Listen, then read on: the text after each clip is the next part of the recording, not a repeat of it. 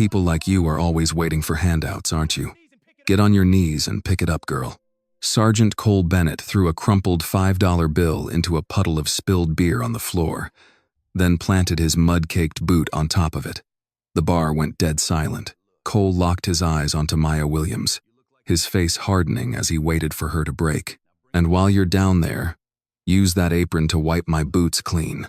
In red clay, when my badge tells you to bow your head, you remember your place. Maya looked straight into his bloodshot eyes, her voice cold. No. One word. That was all she gave him. Evelyn's Roadhouse went dead silent.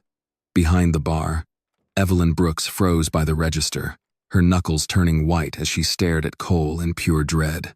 Cole Bennett leaned back a little, as if her answer had reached him late. What did you say? Maya did not look at the wet $5 bill. She did not look at the 4 officers sitting behind him. She did not look at Mason Reed's phone when he lifted it low near his chest, recording only what he wanted to record. I said no. Cole's smile died. He was 46, broad-shouldered, and unaccustomed to being questioned. He stepped close enough for Maya to smell the stale beer on his breath. At the corner table, Grant Pike pushed his chair back an inch. Tyler Shaw smirked like he had been waiting all night for something to break. Luis Carver kept his eyes down, but his hand tightened around his glass. Cole stepped closer to the bar. You think you're too good to pick up money now? Maya answered. Not money that was thrown at me. A small breath moved through the room. Not a laugh. Not approval. Just surprise. In red clay, surprise could be dangerous.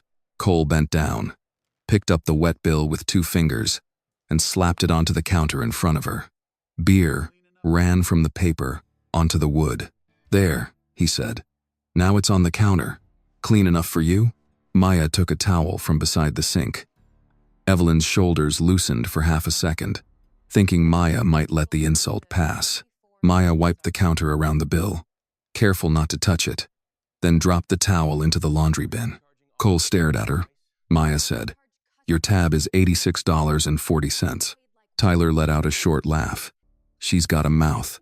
Maya turned her eyes to him. The laugh died. Cole tapped the badge at his belt. You charging officers full price now? I charge customers full price. I'm not a customer? You haven't paid like one. The room tightened again. Evelyn stepped forward quickly. Cole, honey, let me handle this. Cole cut his eyes toward her. You want that liquor license inspected again? Evelyn stepped back, her mouth closing instantly. Cole had done this before. A simple threat of an inspection could shut her doors by Friday. Cole looked back at Maya. You know what your problem is? Maya said nothing. You people get one apron, one little job, and suddenly you forget who keeps this town safe. For 1 second, Noah's face crossed Maya's mind. Her younger brother, shaking after the night officers decided he matched a description he had never seen. She pushed the thought away before it could become anger. Not now. Cole leaned closer. I asked you a question. No, Maya said. You made a statement. Grant's chair scraped louder this time. Mason's phone rose higher. Tyler's grin sharpened. Luis finally looked up. Evelyn whispered, Maya, sweetheart, take 5 in the back. Cole snapped his fingers. No. She stays right there. Maya glanced at Evelyn, and her voice softened only for her. I'm okay, Miss Evelyn. The respect in that one word made Cole's jaw tighten. You call her Miss Evelyn, but you can't call me sir? Maya met his eyes. Sir is for men who know when to stop. Cole's hand shot across the counter. He swept Maya's order pad onto the floor. It landed near the wet $5 bill, pages sliding across the boards. Pick it up, he said. Maya looked down at the pad, then back at him. No. Cole turned toward the kitchen entrance. Caleb Turner, 17, stood there holding a stack of clean bar towels. He was thin, nervous, and too young to know how to hide fear well. Tyler jerked his chin at him. Cole moved before anyone could stop him. He snatched one towel from Caleb's hands and threw it onto the counter beside the wet bill. Maybe the boy can teach you manners. Caleb reached for the towel. Cole grabbed Caleb's wrist hard and yanked him forward. Learn respect, Cole said. Caleb's face tightened. I didn't do anything. The words hit Maya fast and sharp. Noah had said almost the same thing once. She did not let the memory finish. "Let him go," Maya said. Cole looked over his shoulder. Or what? The room stopped breathing. Maya stepped around the counter. She did not rush. She did not raise her voice. She came close enough to reach Cole's hand, then placed 2 fingers against the back of his wrist. Cole laughed once. "You really want to touch me?" Maya moved. It was small. Too small for most people to understand. She turned Cole's wrist toward the weak line of his thumb, shifted the angle of his elbow, and guided the force downward instead of back. His grip opened before his pride could catch up. Caleb pulled free and stumbled 1 step behind Maya. Cole's hand hit the edge of the bar, pinned there by pressure and position, not strength. Maya did not twist harder. She did not slam him. She did not hurt him. She simply held the joint at the one angle where his size meant nothing. Cole's face changed. Grant stood up. Mason's phone tilted. Tyler stopped smiling. Luis stared at Maya's hand on Cole's wrist. Maya released him as quickly as she had caught him. "Don't touch him again." Cole snatched his hand back, flexing his fingers. For the first time that night, he looked less angry than confused. "Where did you learn that?" Maya did not answer. She bent, picked up her order pad, and gathered the loose pages one by one. Her hands were steady. Not the hands of a frightened waitress. Not the hands Cole thought he had ordered to the floor. Cole saw that. Worse, he knew the room saw it too. Mason lowered his phone just enough to hide the fact that he had started recording too late. He had missed Cole grabbing Caleb. He had caught Maya touching Cole. That was useful. Cole understood. Useful. "You just assaulted an officer," Cole said. Maya stood with the order pad in her hand. "You grabbed a minor." Cole stepped close enough that Evelyn made a sound under her breath. "Careful," he said. "I write the reports in this town." Maya did not blink. Cole pointed at Evelyn without looking at her. "Inspection. Tomorrow morning." Evelyn's face went pale. Then Cole turned back to Maya. "And you. We're not done." Maya's voice stayed flat. "Then pay your tab before you leave." For a second, no one moved. Cole grabbed his jacket from the chair, shoved past Grant, and stormed out, his officers trailing closely behind him. The heavy wooden door slammed shut, leaving a ringing silence in the bar. Maya didn't wait for the room to breathe. She didn't watch their tail lights or stand around comforting Caleb. She instantly reached into her apron pocket and pulled out her car keys. "Lock all the doors right now, Caleb," Maya said, her voice sharp and commanding. "Miss Evelyn, stay in the back." Before Evelyn could even protest, Maya was already pushing through the exit, stepping straight into the pitch-black parking lot. She knew Cole Bennett's type. A man like that didn't drive home to sleep off his humiliation. He waited in the dark for payback. As she unlocked her sedan, the cold Alabama night air hit her face, and she knew it was no longer a question of if Cole was waiting for her, but where. She started the engine, threw the car into reverse, and braced herself. The blue lights were going to find her before she even hit the main highway. Maya didn't waste a single second. The moment she pulled her gray Toyota out of the dark lot, the cold Alabama night felt heavy with an unspoken threat. She kept both hands locked at 10 and 2, driving exactly the speed limit down the desolate highway. She was watching the rearview mirror, waiting. Less than 3 minutes later, the darkness behind her exploded into a blinding glare. Blue lights flashed violently, followed instantly by the wail of 2 more sirens. 3 patrol cars swarmed her sedan, cutting her off and forcing her onto the gravel shoulder in front of a shuttered hardware store. She did not sigh. She did not curse. She did not speed up or pull over too fast. She checked the mirror, turned on her signal, and eased onto the shoulder in front of a shuttered hardware store. The patrol car stopped behind her. Then another pulled in at an angle. Then a third. Maya kept her hands at 10 and 2. Cole Bennett approached the driver's side. Grant Pike moved to the passenger side. Mason Reed came up behind Cole with his body camera angled toward Maya's face. Tyler Shaw stood near the back of her car, arms crossed. Luis Carver remained beside the second cruiser, watching. Cole tapped on the glass with one knuckle. Maya lowered the window halfway. "Good evening, Sergeant." He smiled. "That attitude still working for you? Why am I being stopped?" "Routine check. For what violation?" Cole bent slightly. bringing his face closer to the opening. You always ask this many questions? When I'm stopped by police? Yes. Grant leaned toward the passenger window. Step out of the vehicle. Maya looked forward, not at him. Am I being detained? Cole's smile faded. You hear that, Mason? She watches too many lawyer shows. Mason gave a small laugh but kept recording. Maya spoke clearly, her voice even. Am I being detained? Or am I free to leave? Cole rested one hand on the roof of her car. Not yet, but I can fix that. The sentence entered the dash camera cleanly. Maya kept her hands visible. I'd like to know the reason for the stop. Cole's eyes moved around the inside of the car. Maybe your taillight's out. It was working when I left the bar. Maybe I smelled alcohol. I haven't had anything to drink. Maybe I'm concerned about officer safety. Maya turned her eyes to him. I'm seated with both hands on the wheel. Grant shifted at the passenger side. She's got an answer for everything. Cole leaned closer. That's her problem. Maya did not respond. Cole's voice dropped. You embarrassed me tonight. I stopped you from hurting Caleb. You touched me. You grabbed a minor. Mason's camera moved half an inch higher. Cole noticed. His tone changed, smoother now. Miss Williams, I'm going to ask you to step out so we can have a respectful conversation. Maya knew that voice. Men like Cole used it when they wanted a recording to begin in the middle. No, thank you. I will remain in my vehicle unless I am legally required to exit. Tyler laughed from behind the car. She thinks she's smart. Cole did not look away from Maya. I know about you. Maya stayed still. I know about the tournaments. I know about the mats.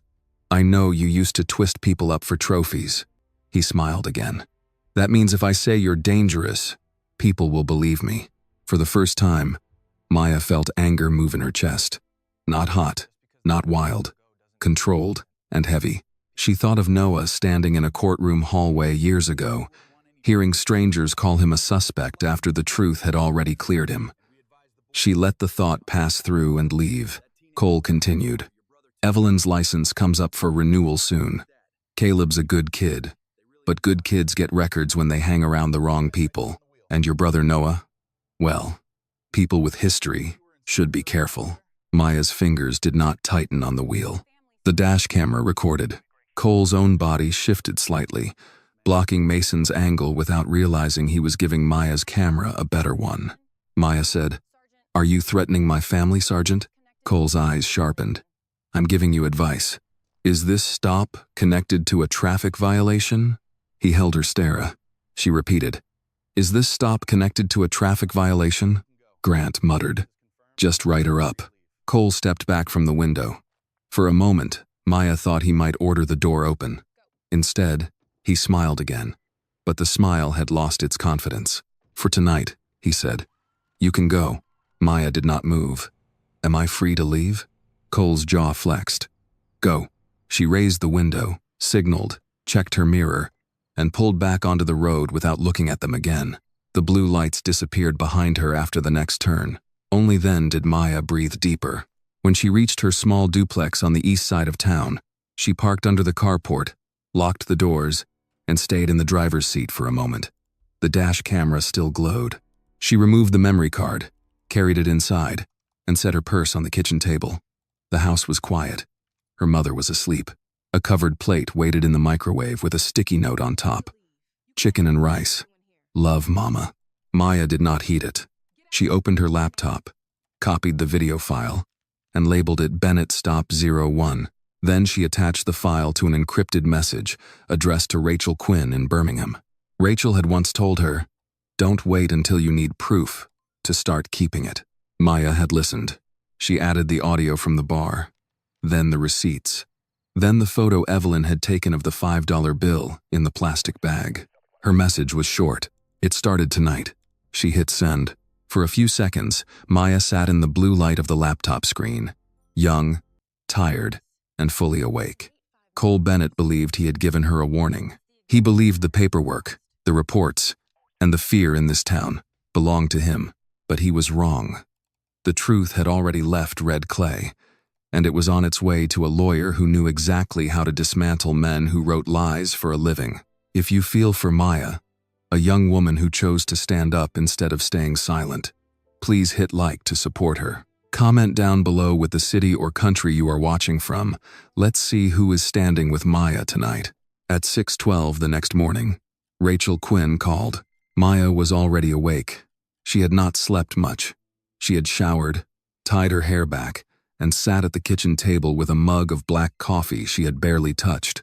Her mother was still asleep down the hall. The laptop remained open in front of her, the sent message still on the screen. When the phone vibrated, Maya answered before the second ring. Rachel did not waste time. I got the files. Maya looked toward the hallway, then lowered her voice. All of them? The bar audio, the receipts, the photo of the $5 bill, the traffic stop. Rachel paused. Maya, tell me you have backups. 3. Good. Don't delete anything. Don't post anything. Don't talk to anybody outside Evelyn and Caleb unless you have to. I wasn't planning to. I know. That's why I'm saying it anyway. Rachel's voice softened, but only a little. She was a civil rights attorney, not a handholder. Maya liked that about her. He threatened your brother on camera. He said people with history should be careful. That's a threat dressed like advice. Courts see that all the time. Maya wrapped one hand around the coffee mug. He knows about the tournaments. I heard. That changes things. It does, Rachel said. He'll use your training to make you look dangerous. Maya closed her eyes for 1 second. That's why I left it behind. No, Rachel said. You left the spotlight behind. You didn't leave yourself behind. Maya did not answer. Rachel let the silence sit, then continued. I'm opening a file. For now, you keep doing what you've been doing. Work. Record. Stay calm. If he touches you again, you say clearly that you are not resisting. Make sure the cameras hear it. Maya's jaw tightened. You think he'll touch me again? I think men like Cole Bennett don't stop after being embarrassed. Maya looked at the laptop screen. Bennett stop. 01. Sat in the folder like the first brick in a wall. Rachel asked, Can you still move like you used to? Maya gave a humorless smile. I never stopped training. Then remember what made you great. I don't fight anymore. I didn't ask if you fight. I asked if you can survive. The word stayed with Maya after the call ended. Survive. 4 years earlier, survival had looked different. It had smelled like rubber mats, tape, sweat, cheap disinfectant, and coffee from a machine that burned everything it touched. It had sounded like shoes squeaking around the edge of a tournament mat and coaches calling out seconds. Back then, Maya Williams was 23 years old, and nobody in the room called her quiet like it was a weakness. They called her precise. She was not the biggest athlete in her division. She was not the loudest. She did not slap her own arms before matches or pace like she needed the world to see her fire. She stood still, shook hands, watched shoulders, watched hips, watched fingers.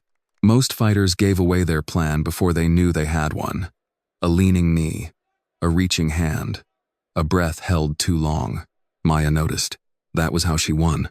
Grip break, angle change, arm drag, hip escape, shoulder control, back take, wrist trap, hold, wait, finish only when necessary. She learned early that strength could lie, size could lie, anger lied most of all, but balance told the truth. A person either had it or lost it. Maya's gift was knowing the exact moment it left them. At 23, she won the national title in a packed gym in Dallas against a woman almost 30 pounds heavier. The match lasted less than 2 minutes. Her opponent drove forward hard, trying to crush her against the edge. Maya let the pressure come, turned her hips, cut the angle, and took the back so cleanly that the crowd rose before the referee even moved in. Afterward, a small sponsor offered her a contract. A gym owner in Atlanta told her she could teach full-time. A reporter asked if she wanted to be a role model for young black girls in combat sports. Maya had smiled politely and said, I want them to know they don't have to be loud to be strong. 2 months later, Noah was stopped walking home from a friend's apartment. Wrong place. Wrong description. Wrong officer with too much certainty. By sunrise, he was no longer a name to them. He was a line in a report. Suspicious male. Non-compliant. Possible threat. The charges disappeared. The apology never came. Noah came home quieter. and Maya learned that a body could heal faster than dignity. After that, trophies looked different. Cameras looked different. Police reports looked different. Maya packed her medals in a shoebox, erased her public training clips, and stopped competing. She still trained before dawn in the small spare room behind her mother's laundry area, but she did it alone. No crowd, no applause, no one watching her hands. The world did not need to know what she could do. Last night, Cole Bennett had felt it anyway. By 9 that morning, Evelyn called. "They're here," she said. Maya stood from the table. "Who?" "Inspection." Maya glanced at the clock. "Already?" "2 city inspectors and Officer Pike. Cole isn't with them, but his fingerprints are all over it. I'm on my way." "Maya." "No. You're off until tonight." "I'm on my way," Maya repeated. Her mother's door opened as she reached for her keys. Ruth Williams stepped into the hallway in a faded robe, gray hair wrapped in a scarf. Eyes still heavy from sleep but sharp enough to read her daughter's face. "What happened?" Maya paused. Ruth looked at the keys in her hand. "Don't give me the small version." Maya did not want to bring this into the house. Not before breakfast. Not with her mother's blood pressure and Noah's name already sitting too close to trouble. "Cole came into the bar last night," Maya said. Ruth's face changed. Not surprised. Tired. "What did he do?" "Enough." "Maya." "He put his hands on Caleb. I made him let go." Ruth closed her eyes. "Lord, I didn't hurt him." "That won't matter if he says you did. I have video." Ruth opened her eyes again. Maya held her Gaza. "I have video, Mama." For a moment, neither of them spoke. Then Ruth walked to the kitchen table, picked up the mug Maya had not drunk from, and set it in the sink. "You remember what your grandmother used to say?" Maya looked down. "Don't start storms," Ruth said. "But don't you dare drown just to keep other folks dry." Maya breathed once. Slow. "I'm not starting anything." "No," Ruth said. "But that man already has." At Evelyn's Roadhouse, the parking lot had 2 city vehicles and 1 cruiser. Grant Pike leaned against the front fender with his arms folded. He watched Maya get out of her Toyota like he had been waiting for her. "You working city inspections now?" Maya asked. Grant smiled. "Just making sure everybody stays respectful." Maya looked past him and walked inside. Evelyn stood behind the bar with a folder clutched to her chest. 2 inspectors moved through the room, checking exit signs, storage shelves, electrical panels, the kind of details no one cared about until someone powerful wanted a reason to care. One inspector, a woman in her 50s with reading glasses on a chain, avoided Maya's eyes. The other wrote too much on a clipboard. Maya stepped beside Evelyn. "What have they cited?" Evelyn handed her the first notice. Back hallway storage, ice machine clearance, fire extinguisher tag, even though it was serviced last month. Maya read the paper. "Do you have the receipt?" "In the office." "Get it," Grant called from the doorway. "Careful, Miss Williams. Wouldn't want anyone accusing you of interfering." Maya turned. "I'm helping my employer locate paperwork. Big words today. Accurate ones." The inspector with the clipboard looked between them. He did not want to be there. That much was clear. People in small towns often became tools without wanting to admit who was holding them.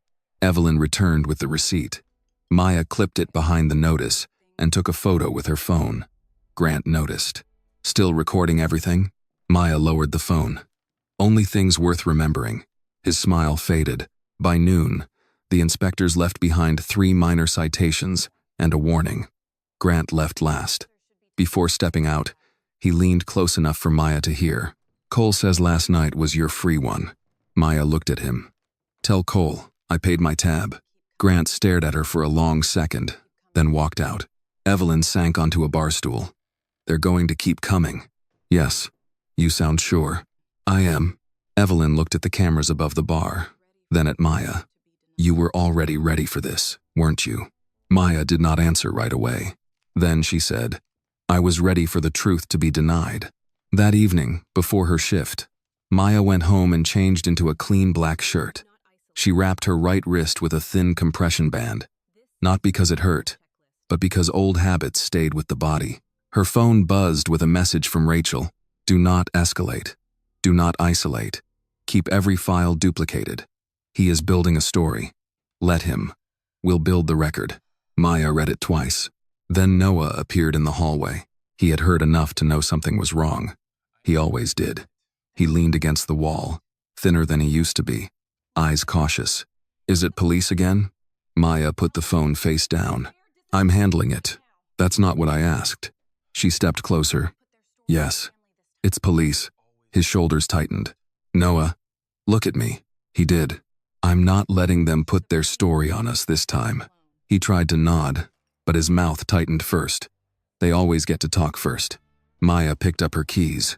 Then we make sure they don't get to talk alone. At the Roadhouse that night, the regulars came in quieter than usual. Some nodded to Maya with a new kind of respect. Others avoided her eyes, afraid respect itself might be noticed. Caleb showed up early, his phone fully charged, though he kept it in his pocket. Maya tied on her apron and checked the room the way she used to check a mat.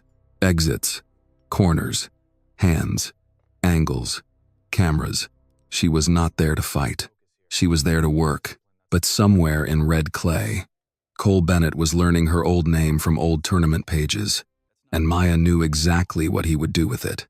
He would not see discipline. He would not see control. He would not see a woman who had spent years refusing to hurt people who deserved it. He would see a weapon he could accuse. That was his mistake. Maya Williams had never been dangerous because she knew Jiu-Jitsu. She was dangerous because she knew when not to use it.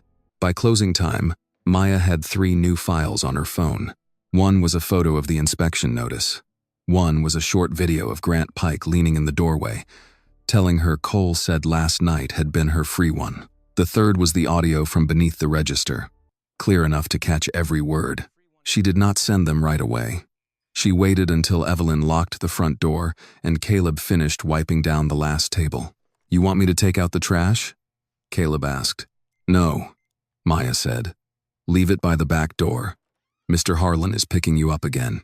Caleb frowned. I don't need a babysitter. You need to get home without Cole seeing you alone. He looked down at the rag in his hand. He grabbed me because of you. Maya stopped moving.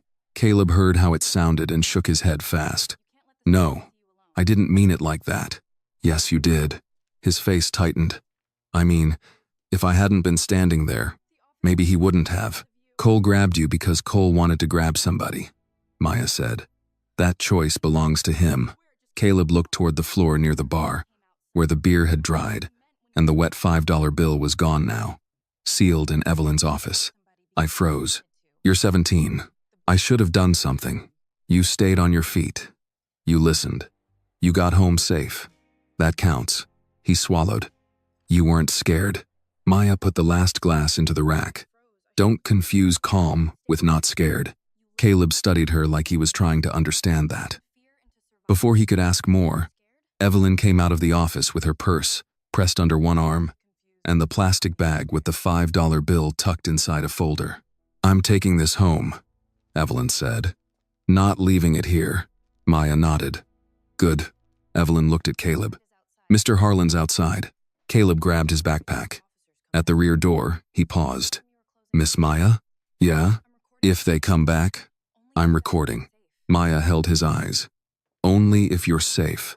He nodded, but Maya knew the difference between agreement and obedience. Caleb had been humiliated too. Young pride made promises faster than judgment could catch them.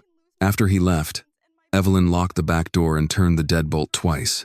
Maya, you need to stay away from this place for a few days. No, that man is looking for a reason. He already has one. Evelyn's voice cracked. I can lose a liquor license. I can lose a business. I can't watch him drag you off because he's angry. Maya slid the audio recorder from beneath the register and saved the file. He wants me alone. He wants you scared. He wants Caleb quiet. That only works if we all separate. Evelyn pressed her lips together. Maya softened her voice. Miss Evelyn, I'm not asking you to fight him. You think standing here isn't fighting? Maya looked around the bar. The stacked chairs, the wiped tables, the dark register, the old framed photographs near the office door. Evelyn's Roadhouse was not fancy. It was work. It was debt. It was memory. It was the kind of place older people protected because too many things in their lives had already been taken from them. "No," Maya said. "I think you've been fighting longer than me." Evelyn blinked fast and looked away. "Go home. Text me when you get there." "I will." Maya stepped outside, checked the lot, then got into her Toyota. The dash camera blinked red. She sat still until the screen confirmed it was recording, then pulled out. No patrol car followed her that night. That almost made it worse. The next morning, the rumor reached her before breakfast. Her mother saw it first on a local Facebook group, the kind of page where people posted missing dogs, church suppers, yard sales, and arguments that started polite and ended ugly. Ruth walked into the kitchen with her phone in one hand and her mouth set in a line. Maya was rinsing a bowl in the sink. "What?" Ruth held out the phone. The post did not use Maya's name, but it did not have to. Heard a waitress at a local bar put hands on an officer this week. Former fighter, apparently. People need to be careful who they hire around alcohol. Under it, comments had already started. Somebody said, "Evelyn's Roadhouse." Somebody else said that girl behind the bar always looked like trouble. Another wrote, "If she knows martial arts, that should count as a weapon." Maya handed the phone back. Ruth watched her. "You knew this was coming?" "Yes. And you're just going to stand there washing dishes?" Maya turned off the faucet. "For now." "For now," Ruth repeated, not approving, not disagreeing. Maya dried her hands. "If I answer, they'll say I'm defensive. If I get angry, they'll say I proved them right. If I stay quiet, they'll think they're winning." Ruth put the phone down on the counter. And what are they really doing? Leaving a trail. Ruth looked at her daughter for a long moment. "You sound like your grandmother when she was mad." Maya almost smiled. "Grandma didn't get mad." Ruth raised an eyebrow. That woman could cut a man down with a church bulletin and a sweet voice. The small warmth between them lasted only a second before Maya's phone buzzed. A message from Rachel. Saw the post. "Do not engage." Screenshot everything. Also, Bennett pulled your tournament history. Someone searched your name through 3 old event pages last night.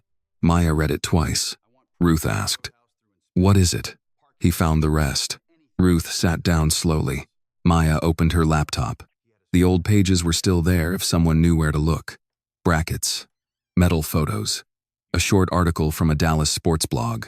Maya Williams, 23, national Brazilian Jiu-Jitsu champion, described as calm, technical, dominant. Dominant. That word would sound different in Cole's mouth. At the police station, Cole Bennett sat in his office with the same article printed on his desk. Mason Reed stood across from him. Grant leaned against the wall. Tyler sat in a chair, bouncing one knee. Luis stood near the closed door. Cole tapped the paper. "This is her." Mason read the headline. "National champion? Former national champion," Cole said. "Don't make her sound impressive." Tyler gave a short laugh. "She didn't look like much." Cole turned his eyes on him. Tyler stopped. Grant nodded toward the printout. "So what now?"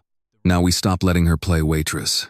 Cole picked up another page, a screenshot of Maya on a tournament podium. "She wants people thinking she's some poor little server being harassed. She's trained. She's dangerous. That's the story." Luis finally spoke. "She didn't swing at you." The room went quiet.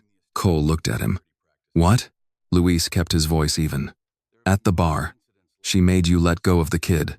She didn't swing." Mason shifted. Cole stood. "Are you writing her defense now?" "No. I'm saying if this goes anywhere, there were people watching." Cole smiled without warmth. "People remember what we help them remember." Luis looked down. Cole turned to Mason. "Start drafting a statement. Nothing official yet. Just enough to get people talking. Former fighter, aggressive behavior, safety concern. Use words that sound clean." Mason nodded. "I can do that." Cole looked at Grant.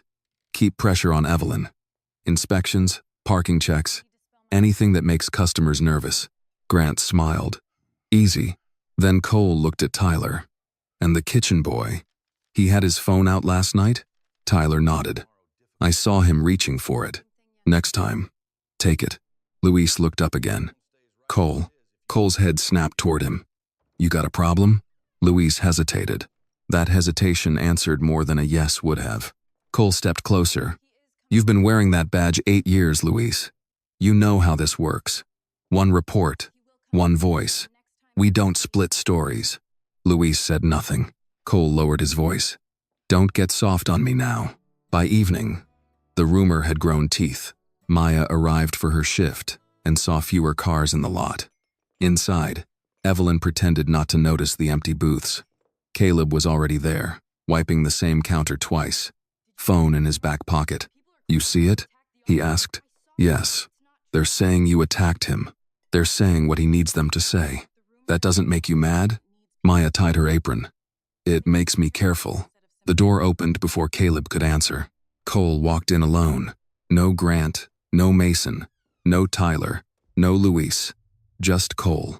Badge on his belt, hands relaxed, face calm enough to worry everyone in the room. Evelyn stepped out from behind the bar. Sergeant Bennett. Evelyn. He looked past her at Maya. Miss Williams. Maya said nothing. Cole placed a folded paper on the counter. Friendly notice. City may need to review this establishment's security practices. Lot of incidents lately. Evelyn picked up the paper with a trembling hand. Cole looked at Maya. Violent ones. Maya's voice stayed level. You came here to say that? No. I came to give you a chance. A chance to what? Apologize. Caleb's head jerked up. Cole smiled. Simple statement. You misunderstood the situation. You acted out of emotion. You regret touching an officer. You want to move forward peacefully. Maya looked at the folded paper, then at Cole. And if I don't? Cole leaned in. Then I keep writing. Maya held his stare. From beneath the register. The recorder ran. Above the bar. The camera watched. Maya said. Then spell my name right. Cole's face changed. Not much. Enough. He picked up the paper, folded it once, and slid it back into his jacket. You just made tomorrow difficult. Maya answered. You said that yesterday. He turned toward the door. This time, before leaving, he looked at Caleb. Keep your phone in your pocket, boy. Then he walked out. Caleb waited until the door shut. He's coming back. Maya looked at the camera above the bar, then at the empty place where Cole had stood. Yes, she said. And next time he'll bring the others. Maya did not sleep much that night. She got home after midnight, locked the front door, checked on her mother, and sat at the kitchen table with her laptop open. The house was quiet, except for the hum of the refrigerator and the occasional shift of old pipes in the wall. She copied the new audio from the recorder beneath the register, labeled it Bennett Apology Demand, and placed it in the same folder as the traffic stop. Then she added the screenshots of the Facebook post. Then, the photo of the inspection notice. Then the video of Grant at the doorway. She did not write long notes. She used dates, times, names, and short descriptions. Rachel had taught her that emotions could be attacked, but timelines were harder to break. At 1:18 a.m., she sent the new files. Rachel answered 7 minutes later. Got them. He is escalating. Do not meet him alone. Do not let Caleb confront them. Keep Evelyn close to the record, not the fight. Maya read the message twice. Then she typed back. He came in alone tonight. Asked me to apologize on record. Rachel replied. That means he knows he needs your words more than he needs the truth. Maya sat back. That was exactly what Cole had tried to do. He had not come for an apology because he wanted peace. He had come for a sentence he could use. A clean line. A neat confession. Something Mason could quote later and make official. You misunderstood the situation. You acted out of emotion. You regret touching an officer. Maya could already see the report. She closed the laptop but did not leave the table. In the hallway, a floorboard creaked. Noah stood in the doorway, wearing sweatpants and an old college sweatshirt. Eyes heavy but awake. You're still up, he said. So are you. He shrugged. Heard you come in. Maya looked at him carefully. Mama, asleep? Yeah, good. Noah stepped into the kitchen and leaned against the counter. He was 22, but on bad nights he looked both younger and older.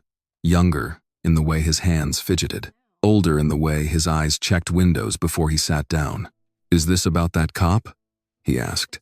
Maya did not lie. Yes. The same one who stopped you? Yes. Noah looked at the closed laptop. You saving stuff? Everything.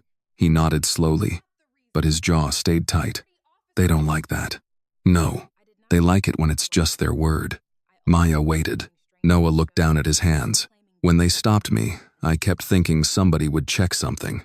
A camera, a timestamp, a store receipt, anything.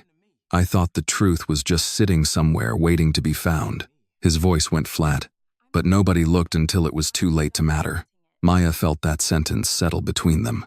She wanted to say it had mattered. She wanted to say clearing his name had fixed something. But Noah knew better, and so did she. It matters now, she said. He looked up. What happened to you is why I don't throw anything away. Noah tried to smile, but it did not hold. I hate that I'm the reason. You're not the reason Cole is dirty. No, but I'm the reason you stopped competing. Maya's answer came quick. I stopped because I needed to. You loved it. I loved parts of it. You were good. I still am. That made him look at her differently. Maya stood and poured him a glass of water. I didn't quit being who I was, Noah. I just stopped giving strangers a show. He took the glass. If he comes after you, don't freeze because of me. I won't. I mean it. Don't let what happened to me make you take it. Maya held his eyes. I'm not taking it. I'm documenting it. Noah almost laughed under his breath. That sounds like something a lawyer says before charging you by the hour. Rachel would charge Cole by the hour if she could. That time, Noah did smile. The next morning came with another notice. Evelyn called before Maya finished breakfast. Her voice was tense but controlled. They put a parking enforcement warning on every car out front. Maya stood. Every car? Every one that stayed past midnight last week. They're saying overnight parking violates an ordinance. That ordinance applies to abandoned vehicles. I know that. They know that. My customers don't. Maya grabbed her keys. Ruth looked up from the table. Again? Maya kissed her mother's cheek. Again. At the Roadhouse, 3 regulars stood in the lot holding orange warning slips. Mr. Harlan had one in his hand, face tight with insult. I parked here 40 years, he said when Maya approached. Never had a problem till now. Maya took a photo of the notice. You mind? If I save this, you save it. Frame it. Mail it to the governor if you want. Evelyn stood near the front door, arms crossed. 2 folks already called and said they don't want trouble. They won't be coming by for a while. Maya looked at the empty spaces where cars usually sat. That's what he wants. To starve me out. To isolate us. Mr. Harlan folded his warning slip. Then he's dumber than he looks. Evelyn blinked. Harlan. He looked at Maya. You tell that lawyer of yours I'll sign something. I saw what he did with that bill. Saw him grab that boy, too. Maya studied him. You sure? I'm old, not blind. That mattered. Not because one witness could beat Cole, but because fear had cracked in one place, and that was how walls started failing. Inside, Caleb was already sweeping, though the floor was clean. Maya noticed his phone on the counter beside him, fully charged, screen turned down. You planning to use that? She asked. If I need to. Caleb. He stopped sweeping. He told me to keep it in my pocket. That's because he wants you angry enough to make a mistake. I'm already angry. I know. That's why I'm saying this now. If you record, you stand back. You do not step in. You do not argue. You do not let Tyler get close enough to grab it. Caleb's face hardened at Tyler's name. He won't take it. He might. Let him. What? If he takes your phone, the cameras see him take it. If you fight him for it, Mason's camera sees only you fighting. Caleb looked frustrated because he knew she was right. Maya lowered her voice. The goal is not to look brave. The goal is to make sure the truth gets out. He nodded once, unwilling but listening. At 10:03 a.m., Rachel called Evelyn's office phone. Maya put it on speaker, with Evelyn present. Rachel said, "The parking warnings help us." Evelyn gave a tired laugh. "They don't feel helpful. They show pattern. Inspection after confrontation. Traffic stop after confrontation. Online rumor after confrontation. Parking enforcement after confrontation. He's building pressure through his office." Maya asked, "Can we file now?" "We can. Rachel said. But if we file too early, they'll call it a misunderstanding and bury it. Right now, he thinks he's controlling the pace. Let him keep leaving fingerprints. Evelyn gripped the edge of the desk. How long are we supposed to let him do this? Until he crosses a line clean enough that even his friends can't blur it. Maya knew what Rachel meant. A clean line. A moment no report could rewrite. By late afternoon, word spread that Evelyn's Roadhouse had become a place to avoid. Not dangerous, exactly. Just watched. Men and women over 45 understood watched. They had mortgages, jobs, medical bills, grandchildren, court dates, licenses, pensions. Trouble had a price, and Cole knew most people could not afford it. Still, a few came in. Mr. Harlan came back for coffee. A retired nurse named Donna May sat at the counter and ordered iced tea. A Vietnam veteran, everyone called Big Ray, took his usual booth near the wall and said nothing except, "Evening, Maya," with a nod that meant more than conversation. Maya served them all as if the room were full. At 7:30 p.m., Cole's cruiser rolled past the front windows. It did not stop. 10 minutes later, it rolled past again. Caleb saw it and reached for his phone. Maya shook her head. Not yet. At 8:05, Mason Reed walked in alone. He did not sit. He did not order. He stood just inside the door, looked at the cameras, then looked at Maya. "Evening," he said. Maya answered, "Officer Reed. Quiet tonight." "Yes. Shame. People get nervous when a place has incidents." Evelyn appeared from the office. "You need something, Mason?" He smiled at her. "Just checking on community safety," Maya said. "Would you like that on a receipt?" His smile thinned. Big Ray shifted in his booth. The sound was small, but Mason noticed the old veteran watching him. Mason looked back at Maya. "Sergeant Bennett says he hopes you think about his offer." "I did, and..." My answer stayed the same. Mason nodded like he had expected that. "He also asked me to let you know. There's an event next week. Police Appreciation Night. Community outreach. He thinks Evelyn's would be the right place." Evelyn stiffened. "We didn't agree to that." "You will." Mason looked around the room. "Good for business. Good for public image. Good way to show there are no hard feelings." Maya understood at once. A crowded room. Officers present. Mason recording. Cole smiling for witnesses. A stage built to make her react. She said, "Tell Sergeant Bennett to put the request in writing." Mason tilted his head. "You sure do love paperwork." Maya looked at him. "Only when men lie." The room went still. Mason's eyes cooled. "Careful. You can put that in writing too." For a second, his jaw worked like he had a better answer, but could not use it in front of witnesses. Then he turned and walked out. Evelyn exhaled. "Police Appreciation Night," Caleb muttered. "That's a setup." Maya looked toward the camera above the bar. "Yes," she said. Big Ray spoke from his booth. "Then don't stand where they want you." Maya turned to him. He lifted his coffee cup. "Old army habit. If a man builds a trap, first thing you learn is the shape of it." Maya nodded slowly. That night, after closing, she sent Rachel one more file. Mason's visit. Time-stamped. Recorded from 2 angles. Her message was short. "They are building the stage." Rachel replied less than a minute later. "Then we make sure every light is on." The next morning, Evelyn's Roadhouse opened with a notice taped to the front door. "Police Appreciation. Night Friday, 8 p.m. Community welcome." Evelyn had not typed it. Maya knew that before she touched the paper. The font was too clean, the wording too official, the tone too cheerful for a woman who had spent the night worrying about losing her business. At the bottom, someone had added the red clay police department seal. Maya took a photo before removing it. Evelyn came out from the office holding another copy. "They dropped off 20 of them before I got here." "Who?" "Tyler. Said Cole wanted them posted in the windows, by the register, and in the bathrooms. I told him this wasn't a town hall." "What did he say?" Evelyn looked tired. "He said it could become an inspection site again." Maya folded the notice and placed it in a folder behind the bar. Caleb walked in through the side door carrying a backpack and a paper cup of gas station coffee. He saw the notice in Maya's hand and stopped. "That's tonight?" Friday, Maya said. So they're giving themselves time to invite people. Yes. To make it public. Yes. He looked toward the cameras. Then we need more than those. Maya turned to him. We? Caleb set his coffee down. You told me not to be stupid. You didn't tell me to be useless. Evelyn pointed at him. Watch your mouth. Yes, ma'am. Maya studied him. He was scared. He was also stubborn in the way 17-year-olds could be when fear had already embarrassed them once.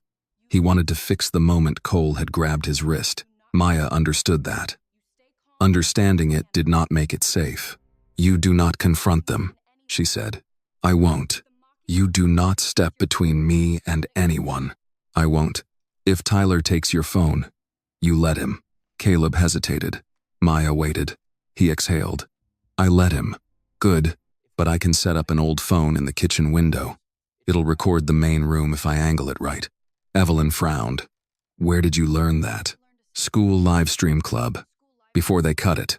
Maya nodded once. No live streaming. Recording only. Save to cloud if you can. Caleb's face brightened with purpose. I can do that. Maya looked at Evelyn. You okay with it? Evelyn held the second notice in both hands, then looked around her own bar, like she was seeing how many corners had watched her stay silent over the years. Yes, she said. I'm okay with it. By noon, the shape of Cole's trap became clear. Mason delivered a written request for the event. It said the department wanted to build community trust. It said Evelyn's Roadhouse had been selected because of its long-standing role as a local gathering place. It said attendance from staff was appreciated. It did not say required. It did not need to. Grant came in an hour later and asked to see the back hallway again. He checked the same fire extinguisher that had already been checked twice. He stood under the camera longer than necessary, looked up at it, and smiled. Tyler drove by twice and slowed at the front window both times. Luis did not come in. That absence stayed with Maya. At 3, Rachel called. I have the written request, Maya said as soon as she answered. I saw it. Evelyn sent a photo. They're setting up Friday. Yes, Rachel said. And they're going to make you the incident. Maya glanced toward the main room. Caleb was behind the bar with a step stool, pretending to dust while checking the camera angle above the bourbon shelf. Evelyn stood near the register, sorting receipts into envelopes with careful fingers. Rachel continued. Listen to me. Your words matter from now on. If they approach you, you say what is happening in plain language. Do not touch me. I am not resisting. He grabbed me first. Short sentences. No insults. No threats. No legal speeches. I know. I know you know. I'm saying it because recordings love simple words. Maya leaned against the office door. Should you be there? No. Maya frowned. Why? Because if I'm visible, Cole may change his plan. Right now he thinks he's smarter than you. Let him keep thinking that. I'll be close enough. Rachel, I'll be in Red Clay Friday night. You won't see me unless you need me. Maya did not like it, but she understood. Rachel's voice softened. Maya, this is not about proving you can handle 5 men. I'm not trying to prove that. Good, because the real fight is after. If he touches you and you survive it clean, he'll file first. Men like him always file first. Then we answer second with proof. That's right. After the call, Maya found Evelyn in the storage room, counting cases they did not need to count. You should go home early, Maya said. Evelyn did not turn around. I'm fine. You're reorganizing napkins from last Easter. The older woman stopped. Maya stepped inside. Talk to me. Evelyn leaned one hand against the shelf. My husband used to say this place worked because people knew they could come here tired and leave a little less tired. That was all we ever wanted. A clean glass. A fair tab. Somebody calling you by name. She shook her head. Now people walk in and look for patrol cars first. Maya said nothing. Evelyn turned. I hate him for that. You're allowed. I'm 62 years old. I have smiled at that man for almost 2 decades because I thought peace was something you kept by swallowing hard. Her voice tightened. Turns out all I did was teach him we would swallow anything. Maya moved closer. You kept this place open. At what price? Maya answered carefully. The price he charged you, not the price you chose. Evelyn looked at her, and some of the shame in her eyes broke apart. "I want those cameras working Friday," Evelyn said. "They will. I want every receipt copied." "They are. And if he comes after you?" Maya held her gaze. "Then I stay standing long enough for the truth to stay standing too." That evening, Maya trained alone in the small room at home. Not hard, not long. She did not need exhaustion. She needed timing. She moved through hip escapes, technical stand-ups, wrist peels, arm drags, duck unders, and controlled sprawls. No strikes, no impact, nothing angry, just clean motion. Noah watched from the doorway.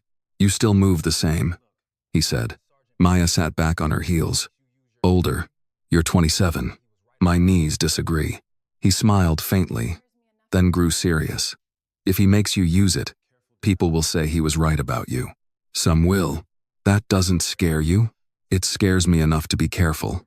Noah stepped into the room. "Careful? Didn't save me." Maya looked at him. He swallowed. "Sorry. No.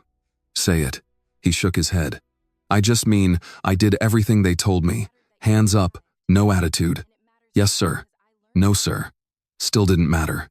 Maya stood. "It mattered. That you survived." He looked away. "And it matters now because I learned from it." Noah's voice dropped.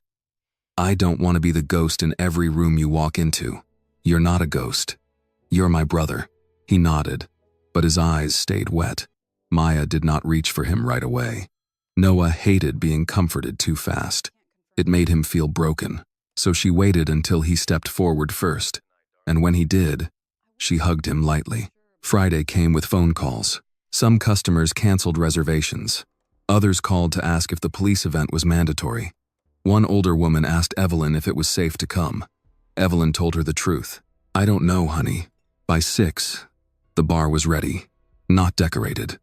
Not cheerful. Ready. The cameras were cleaned. The recorder under the register had new batteries. Caleb's old phone sat behind a row of empty syrup bottles near the kitchen window, angled toward the main room. Evelyn had copied receipts and placed the originals in a locked box. Maya's dash camera memory card was cleared and ready for the drive home. At 7:40, Big Ray came in and took his booth. At 7:45, Mr. Harlan sat at the bar. At 7:50, Donna May arrived with 2 women from her church and ordered iced tea. Maya understood what they were doing. None of them said they were witnesses. They were too old and too Southern to make speeches before trouble arrived. They simply came, sat down, and stayed. At 7:58, the first cruiser pulled in. Caleb looked toward Maya. She shook her head once. Not yet.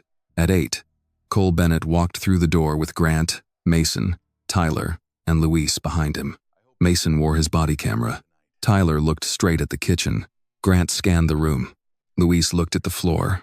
Cole smiled at the customers, then at Evelyn, then at Maya. "Evening," he said. "Hope we're all feeling appreciative tonight." Maya stood behind the bar with her hands open and her voice steady. "What can I get you, Sergeant?" Cole's smile widened. "Let's start with respect." Cole's words stayed in the room like a hand pressed against everyone's chest. "Let's start with respect." Maya stood behind the bar, hands open, shoulders relaxed, face unreadable. Respect goes on both sides of the counter. Grant made a low sound in his throat. Tyler's eyes moved straight to the kitchen doorway. Mason adjusted his body camera with 2 fingers, angling it toward Maya. Luis stood half a step behind the group, close enough to belong, far enough to hesitate. Cole looked around at the customers. Big Ray sat in his usual booth, one hand around a glass of water. Mr. Harlan sat at the bar with coffee in front of him. Donna May and the church ladies had taken the table near the jukebox. No one spoke. No one reached for a phone. Older folks knew how to witness without looking like they were trying to. Cole turned back to Maya. "You hear that, Mason?" "She's already hostile." Maya answered before Mason could. "I'm standing at work, taking an order." Cole smiled. "Then take it right. 5 beers." Evelyn stepped out from the office.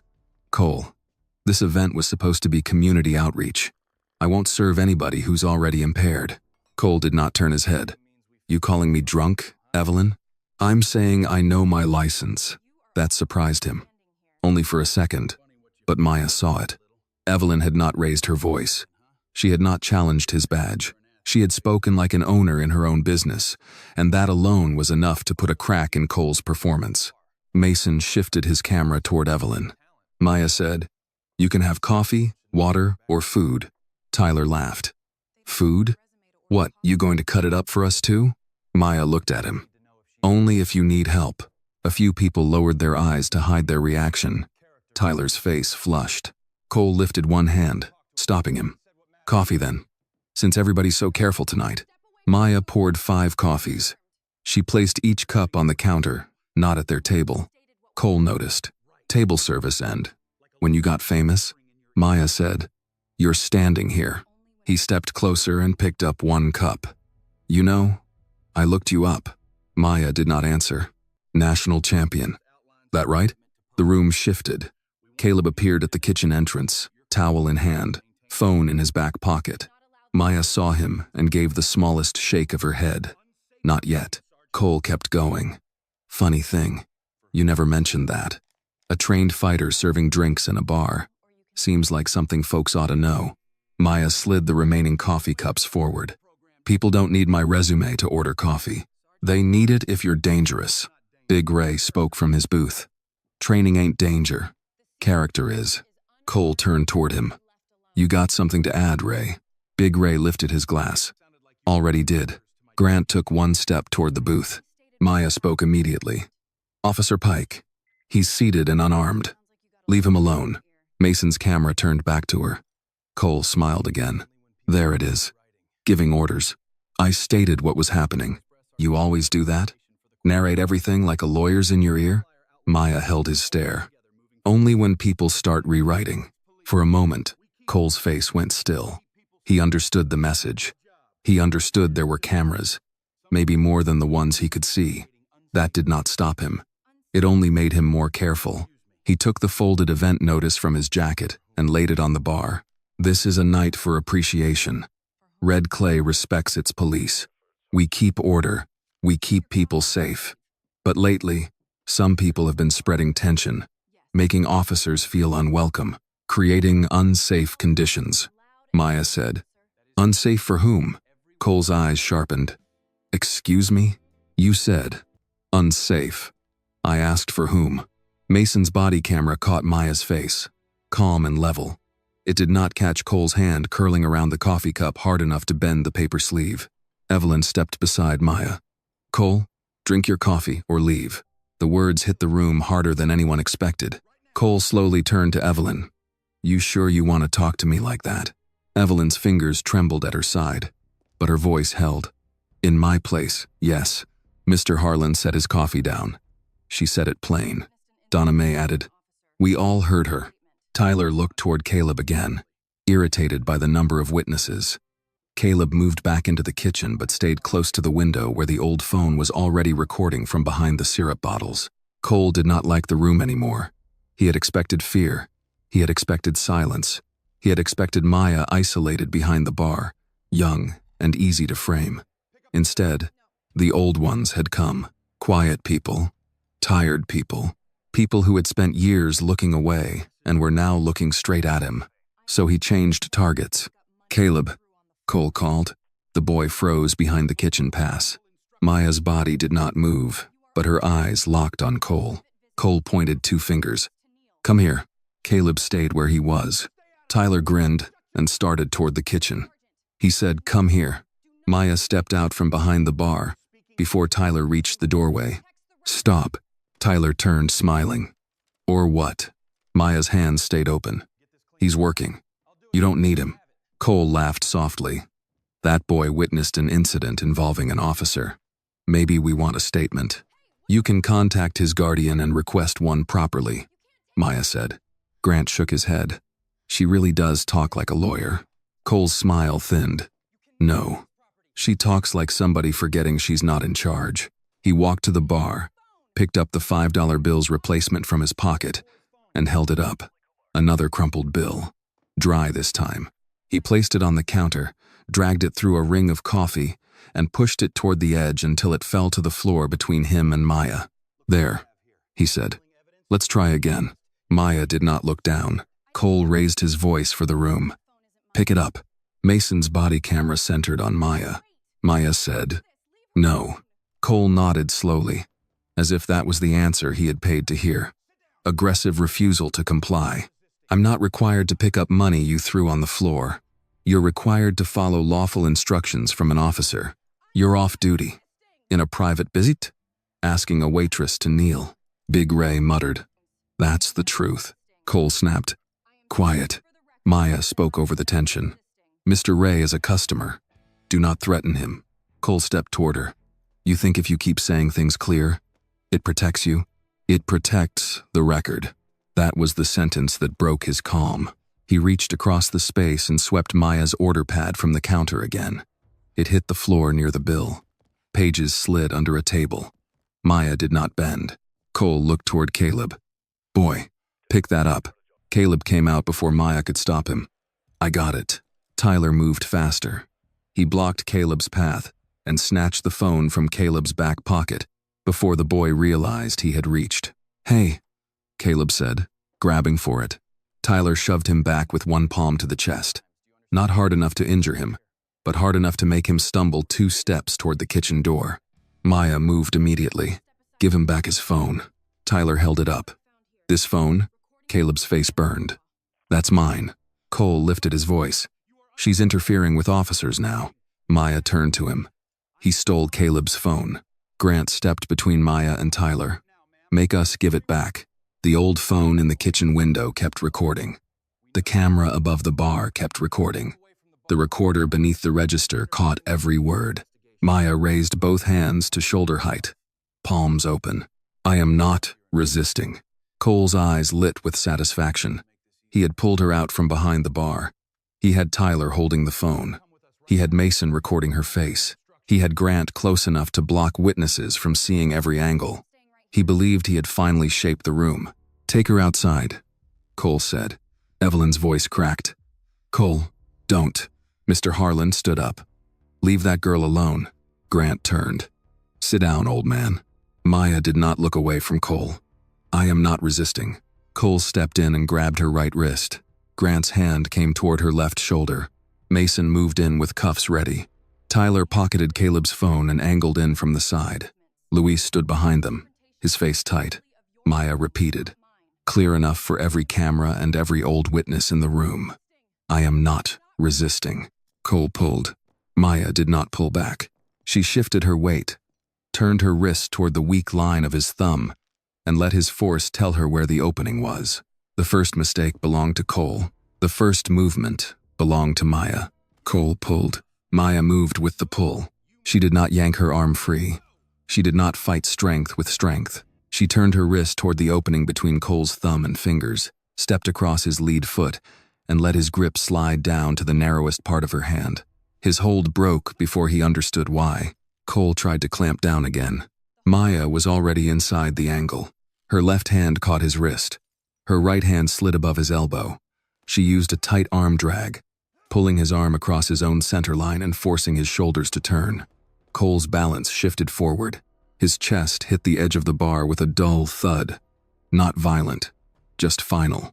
Maya pinned his wrist flat to the counter and folded his elbow into a safe bend. Her forearm settled across the back of his upper arm, adding shoulder pressure without cranking the joint. Cole froze, not because she hurt him, because he could not move. "Stay still," Maya said. Grant lunged from the left. Maya released Cole before Grant's hand reached her. Grant came in heavy, aiming to grab her by the shoulder and drive her backward. Maya raised her forearm just enough to parry his arm offline, then caught his wrist and pulled it across her body. His own momentum carried him past her. She stepped behind him. Grant tried to turn, but Maya locked both arms around his waist from the rear, her head tight against his shoulder so he could not swing an elbow back. He pushed forward, trying to rip loose. Maya let him push. Then she hooked her foot inside his ankle and drew his weight diagonally backward with an inside trip. Grant's feet left their base. He went down on the open floor between 2 tables, landing on his side with Maya already following into position. She placed one knee lightly across his midsection. Not crushing, just controlling. One hand trapped his wrist against his own chest. The other blocked his shoulder from turning. Grant grunted and tried to sit up. Maya shifted his wrist 2 inches. He stopped. "Don't move," she said. Mason Reed came next with the cuffs in his hand. "Stop resisting," Mason shouted. "I am not resisting," Maya answered. Her voice cut through the room, clean enough for the camera above the bar, the phone near the kitchen window, Caleb's old device behind the syrup bottles, and the recorder under the register. Mason reached for her right arm. Maya slid backward with a hip escape, creating a strip of space where his hands closed on air. Her forearm framed against his shoulder, stopping his forward pressure. Mason extended too far. That was all she needed. She caught his wrist, turned it outward, stepped in close, and locked a standing Kimura grip. Her hands connected around his wrist and forearm. Mason's shoulder was controlled before he could pull free. He bent at the knees. "Let go," he snapped. "Stop reaching," Maya said. She did not twist further. She did not drive him down. She held the position at the edge of discomfort, the place where the body understood the warning before damage began. The cuffs slipped from Mason's hand. Maya nudged them away with her foot. Tyler Shaw had Caleb's phone in his pocket and panic in his eyes. He had expected a shove, maybe a slap, maybe something messy enough to make a report easy. He had not expected Cole against the bar, Grant on the floor, Mason locked in place, and Maya still breathing evenly. Cole shouted from behind her, "Tyler, grab her!" Tyler rushed in from the side. Maya released Mason the instant Tyler reached. He grabbed for her upper arm. She peeled his fingers off with an outside grip break, dipped under his arm, and slid behind him with a duck under so smooth Tyler turned toward empty air. Before he could reset, Maya locked him with seatbelt control. One arm over his shoulder, one under his opposite arm, chest close to his back. She pulled him away from the bar and backed him against the wall near the kitchen entrance. Tyler tried to spin out. Maya blocked his knee with her foot and lowered him into a seated position against the wall. She trapped one of his arms across his own chest with gift wrap control, keeping his shoulder safe but useless. "Drop Caleb's phone," she said. Tyler clenched his jaw. Maya adjusted the angle of his wrist by a fraction. "Drop it." Tyler reached awkwardly with his free hand, pulled the phone from his pocket, and let it fall to the floor. Caleb stepped forward. "Back," Maya said. Caleb stopped. "Pick it up only when it's safe." He nodded, breathing hard. For 3 seconds, the only person left standing in front of Maya was Luis Carver. Cole pushed himself away from the bar, face tight with humiliation. "Luis, take her down." Luis did not move. Grant stayed on the floor, one hand raised now, signaling he was done. Mason backed away, rubbing his shoulder, though nothing had been broken. Tyler sat against the wall, trapped more by fear than by Maya's grip now. Cole shouted, "Do your job." Luis took one step forward. Maya turned to face him and released Tyler, who stayed where he was. Her hands rose again, palms open. She did not advance. She did not crouch like a fighter looking for a finish. She stood like a woman, giving him a choice in front of everyone. "You saw who started this," Maya said. Luis's eyes moved to Cole, then to the camera above the bar, then to Evelyn, who stood behind the counter with one hand pressed to her mouth, then to Caleb, still standing near the kitchen, watching the phone on the floor, then to Mr. Harlan, Big Ray, Donna Mae, and the others who had come not to cheer, but to witness. Cole's voice hardened. "Luis." Luis swallowed. "I said take her down." Maya kept her hands open. Luis lowered his. "I'm not doing this," he said. The words were quiet, but they landed harder than any fall. Cole stared at him. "What did you say?" Luis stepped back. "I'm not doing this." For the first time all night, Cole was alone. He looked around and saw it. Saw Grant not getting up. Saw Mason avoiding his eyes. Saw Tyler still seated, breathing fast. Saw Luis refusing him. Saw Maya standing in the center of the room without a mark on her, without a clenched fist, without a single punch thrown. That was too much for him. Cole came forward again. Not controlled now. Not strategic. He reached for Maya with both hands, trying to force the ending his report needed. Maya stepped offline. His hands passed where she had been. She used a short parry to clear his arm, caught behind his head with a collar tie, and pulled his posture down into a snap-down. Cole's weight pitched forward. Maya circled to the side, guided him down with pressure on the head and arm, then settled into prone control. Cole ended face down on the floor, one wrist pinned near his lower back, one elbow controlled safely. Maya's knee placed outside his hip to block him from turning. He strained once. Maya adjusted her weight. He stopped. She did not strike him. She did not wrench his arm. She did not press on his neck. She held him exactly where he could not hurt her. Caleb, Evelyn, or anyone else. Cole's voice came out rough. She attacked officers. Maya looked directly at the camera above the bar. 5 officers touched me first, she said. I defended myself without throwing one punch. Mason still had his body camera running. For once, he did not know where to point it. Evelyn reached for the phone behind the bar and dialed the county sheriff's office. Not Red Clay Police. This is Evelyn Brooks at Evelyn's Roadhouse, she said, voice shaking but clear. I need county deputies here now. There has been an incident involving Red Clay officers, and I have video. Cole turned his head just enough to glare at her. You'll regret that, he said. Maya kept his wrist controlled. Evelyn looked at him, still holding the phone. No, she said. I think I'm done regretting silence. Mr. Harlan stood slowly from his bar stool. Big Ray rose from his booth. Donna Mae took out her reading glasses, opened her purse, and pulled out a small notepad. Nobody rushed toward Maya. Nobody celebrated. The room understood this was not over. Men like Cole did not lose one moment and accept the truth. They moved the fight somewhere else, somewhere with paper, signatures, statements, and official language. Luis remained near the door, staring at the floor like he could already see the line he had crossed. Caleb finally picked up his phone. His hands were shaking, but the screen was still intact. He looked at Maya. I got it. Maya did not take her eyes off Cole. Save it twice, she said. Cole laughed once against the floor, breathless and bitter. You think a phone saves you? Maya held him steady until the sirens from outside the town line sounded in the distance. No, she said. The truth does. County deputies arrived 12 minutes later. By then, Maya had released Cole and stepped back behind the bar with her hands visible. She did not stand over him. She did not argue with him. She did not touch him again. When the first deputy came through the door, Maya was standing beside Evelyn, calm, silent, and fully aware that the next fight would not happen on the floor. Cole stood near the far wall, jacket crooked, face tight with rage he was trying to dress up as injury. Grant stayed beside him, one hand resting against his own wrist. Mason held his body camera with the same stiff posture he used when he knew the footage had become a problem. Tyler stood near the kitchen entrance, avoiding Caleb's eyes. Luis had moved away from the group and was now close to the door, as if distance could make the last 10 minutes easier to live with. Deputy Marcia Bell entered first.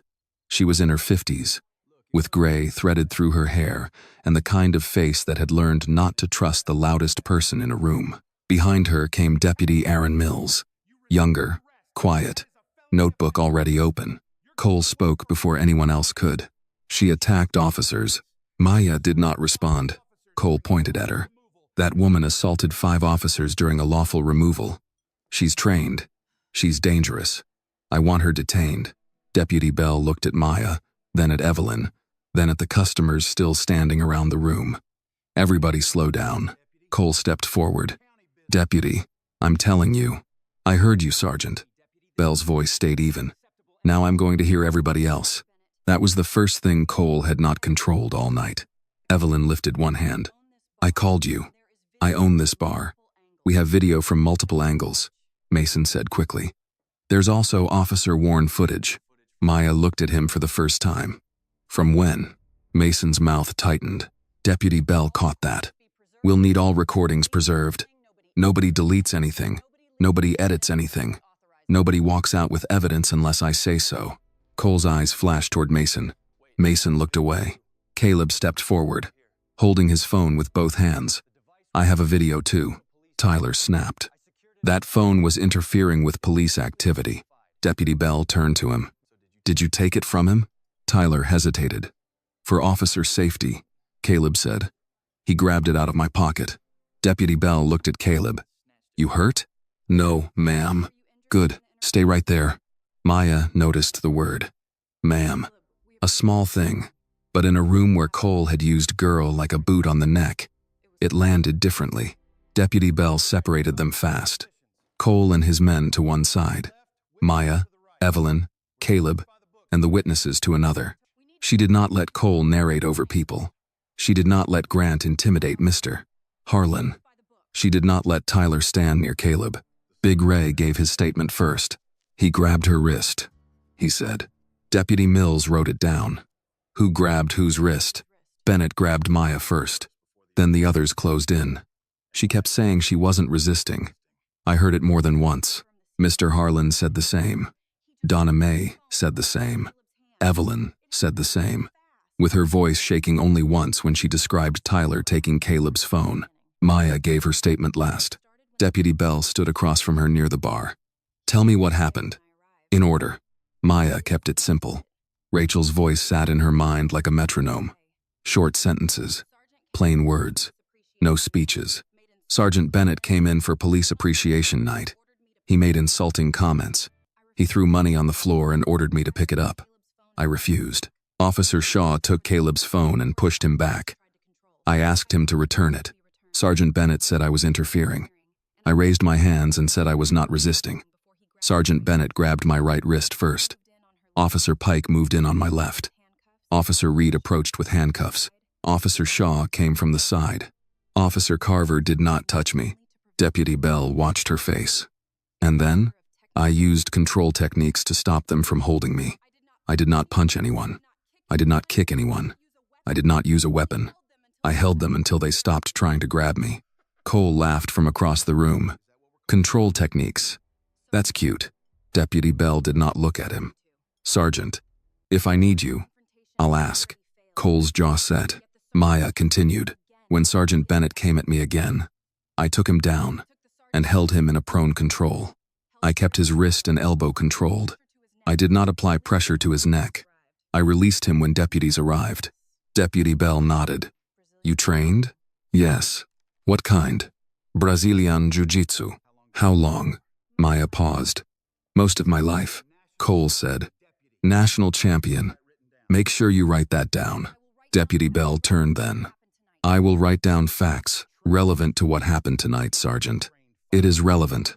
She's a trained fighter, Maya said. Training is why nobody got hurt. The room went quiet again. Deputy Bell looked back at her. Something in her expression shifted. Not sympathy, not agreement, just understanding. We'll review the footage, Bell said. Cole stepped forward. Review it all you want. I'm filing charges, Evelyn said. Against her? Cole turned on her. Against the woman who attacked police officers in your establishment. She protected my employee. She escalated. Maya said nothing. Cole wanted her to say more. He wanted anger. He wanted one sentence he could bend.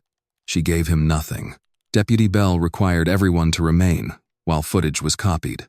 Evelyn gave access to the bar cameras.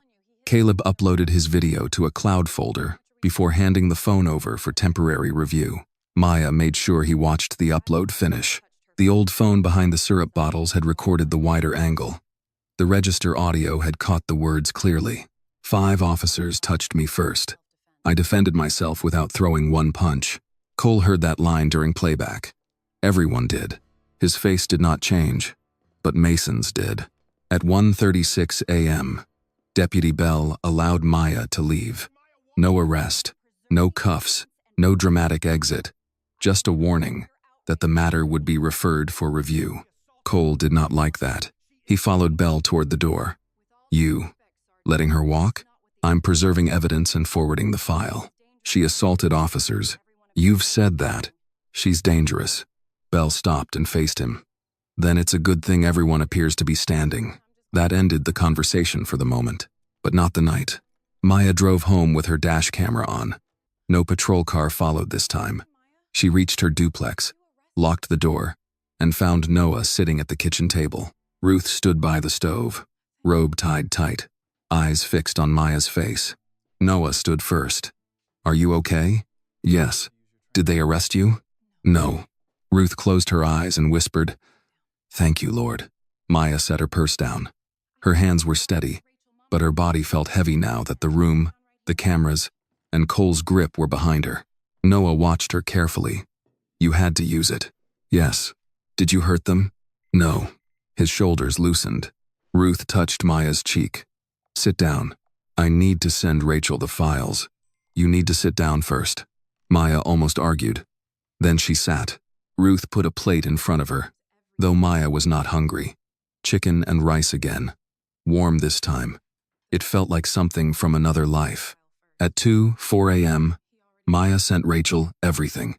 The wide-angle bar footage, Caleb's phone video, the old kitchen phone recording, the register audio, a photo of the second thrown bill, her written timeline, the names of witnesses, the county deputy case number. Rachel called 9 minutes later. "I watched enough," she said. Maya stood by the sink, phone pressed to her ear. "And, you were clean." Maya shut her eyes. Rachel continued, "But he'll file first. He said he would. Then let him. A false report is stronger when it's complete." "That sounds wrong." "It sounds wrong because decent people don't think like predators. He does. If he lies on paper after that video exists, he gives us more than misconduct. He gives us intent." Maya looked toward Noah and Ruth at the table. "What do I do now?" "You sleep if you can. Tomorrow, you say nothing online. Evelyn says nothing online. Caleb says nothing online. Preserve everything. If police contact you, they go through me." "Rachel." "Yes." "He said I was dangerous." Rachel's voice softened. "Maya." "He brought 5 men to control 1 waitress and still needed a lie afterward. That is not your danger. That is his fear." After the call, Maya finally ate 3 bites of rice. Across town, Cole Bennett sat in the red clay police station, writing the first line of his report. At approximately 2017 hours, officers encountered an aggressive female subject. Mason stood beside his desk. Grant sat nearby. Tyler leaned against the wall, arms crossed. Luis stood by the door, silent. Cole typed without looking up. "Same story. We attempted to remove her. She attacked without provocation. We feared for safety." "Understood?" Grant nodded. Tyler nodded faster. Mason said, "The county has video." Cole stopped typing. Then he looked up. "Video doesn't write the report. We do." Luis did not nod. Cole noticed. "You got something to say?" Luis held his eyes for a moment, then looked away. "No." Cole went back to typing. But this time, for the first time, the silence in the room did not belong to him. By 8 the next morning, Cole Bennett's report had already started moving through red clay like a sickness. It reached the chief's desk before breakfast. It reached the city attorney before noon. By early afternoon, a short statement appeared on the police department's official page. It did not name Maya, but everyone knew who it meant.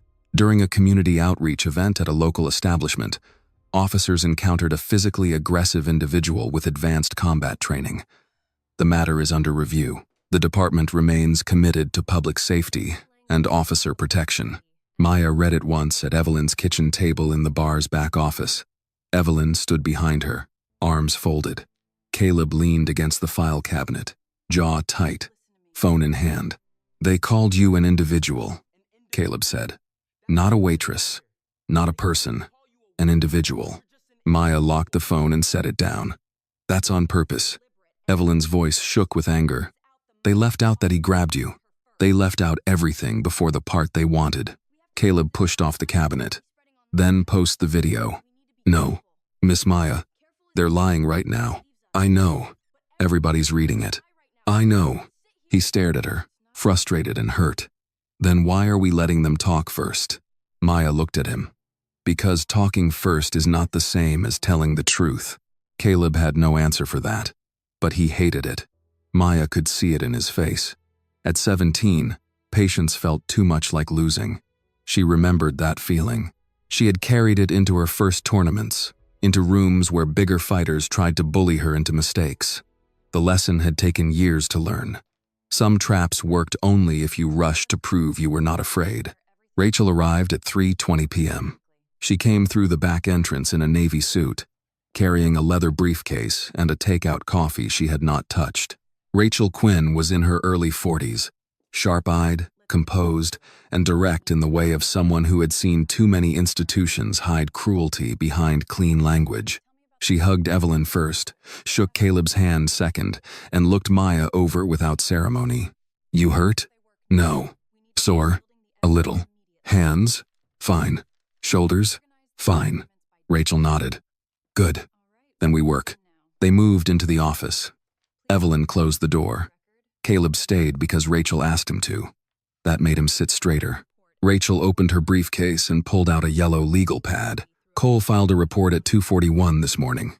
I received a copy through a friend at the county clerk's office. It says officers attempted a lawful removal after Maya became hostile during a public event. It says Maya attacked Sergeant Bennett first, then disabled multiple officers using martial arts techniques." Evelyn muttered. "That's a lie." Rachel looked at her. "Yes. And because he put it in writing after county deputies preserved notice of video evidence, it may also be a very useful lie." Caleb frowned. "How is a lie useful?" Rachel turned the legal pad toward him. "Because mistakes can be explained. Lies repeated, after evidence exists, show intent." Maya sat across from Rachel, silent. Rachel continued. "He also mentions your national title 4 times. Maya's mouth tightened. "He calls your Jiu-Jitsu background advanced combat training. He says your skill level created a deadly risk." Caleb snapped. "She didn't even hit them." "That is the point," Rachel said. "He needs people afraid of what Maya could have done so they ignore what she actually did." Maya leaned back. "What happens next?" "Preliminary hearing," Rachel said. "The city will push for charges. Assault on officers, resisting, disorderly conduct. They may not get all of it, but they'll try. Cole wants the public record to say you were the threat." Evelyn gripped the edge of the desk. "And the videos? We use them in court, not online." Caleb looked ready to argue again, but Rachel held up one hand. "Listen to me. The internet gives people noise. Court gives us a record. If we post the video now, Cole claims it's edited for public sympathy. If we present it properly, with timestamps, original files, witness statements, and chain of custody, he has to answer to it under oath." Caleb looked down at his phone. Maya said, "He'll still say it's edited." "Yes," Rachel said. "And then we'll show the second angle, then the third, then the dash camera, then the audio, then the receipts, then the inspection notices, then the parking warnings, then his demand for an apology. One lie can survive one video. It has a harder time surviving a pattern." Evelyn's eyes filled, but she did not cry. "I should have done this years ago." Rachel's voice softened. "You are doing it now. For the next 2 hours, they built the record." Rachel asked questions and made them answer in order. No speeches, no guesses. No, I felt like dates, times, exact words. Maya described the first $5 bill, the demand to kneel, the order pad hitting the floor, Cole grabbing Caleb, the wrist control, the traffic stop, the threats about Noah, the inspection, the parking warnings, Mason's visit, police appreciation night, Tyler taking Caleb's phone, Cole grabbing her wrist, and the takedown. Caleb described Tyler snatching his phone and pushing him back. Evelyn described Cole's threats against her license. Then Rachel asked about the moment Luis lowered his hands. Maya paused. "He made a choice." Rachel looked up. "Say more." "Cole ordered him to take me down." Luis stepped forward, then stopped. "I told him he saw who started it." Cole ordered him again. Luis said, "I'm not doing this." Rachel wrote that down carefully. Caleb said, "He looked scared." "Of Maya?" Rachel asked. Caleb shook his head. "Of Cole." Maya agreed. "Yes." Rachel underlined something on the page. "That matters." Across town, Luis Carver sat alone in his parked cruiser behind the municipal building, staring at his phone. Cole had called twice. Mason once. Tyler had sent a message that said, "Stick to the report." Grant had sent nothing. Grant never wasted words when intimidation could be done in person. Luis opened the draft statement Mason had emailed. Subject became aggressive. Subject refused lawful commands. Subject initiated physical contact. Officers attempted restraint. Subject used trained combat maneuvers. He read it 3 times. Then he opened the video, still from Mason's body camera.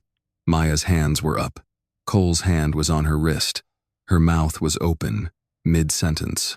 I am not resisting. Luis had heard it. They had all heard it. His thumb hovered over the reply button. For a moment, he typed, "This isn't what happened." Then he deleted it. A knock hit the passenger window. Luis flinched. Cole stood outside. Luis rolled the window down halfway. Cole rested one arm on the roof. "You avoiding me?" "No. You haven't signed your statement. I'm reviewing it." Cole's smile did not move his eyes. "Review faster." Luis looked ahead through the windshield. "County has video." Cole leaned closer. "County has angles. We have context."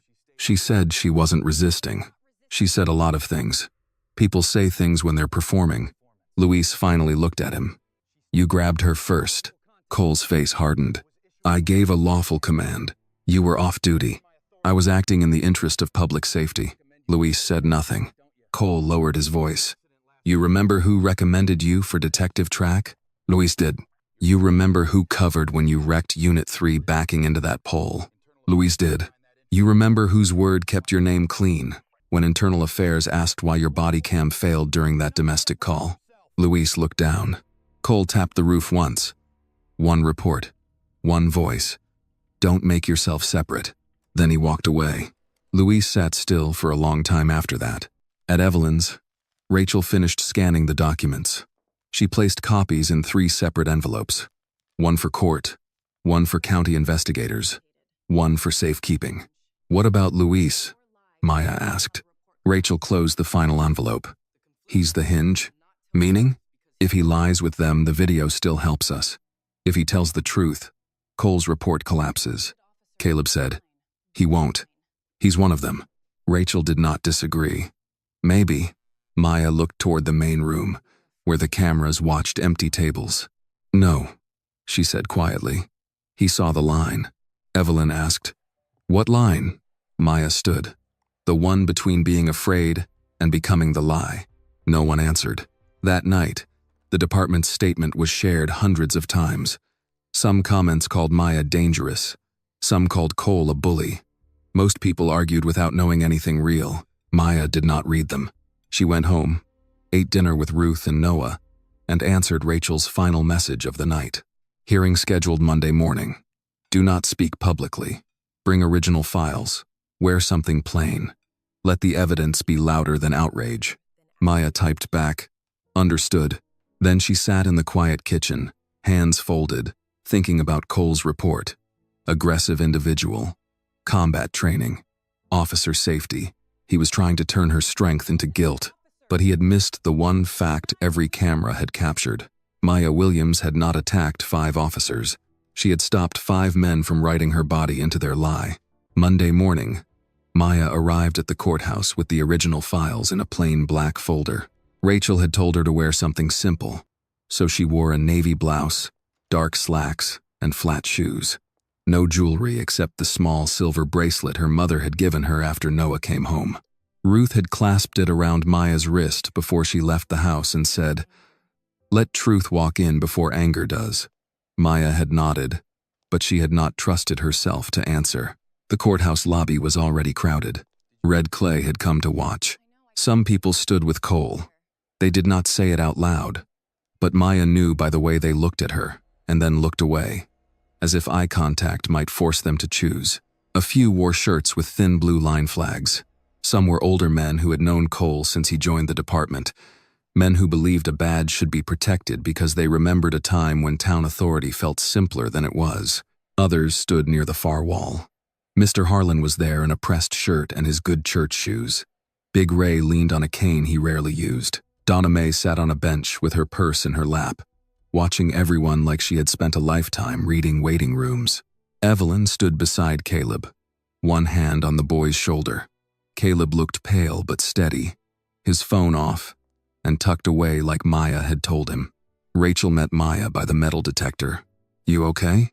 "Yes." "That means no." "It means yes enough." Rachel gave a small nod. Good.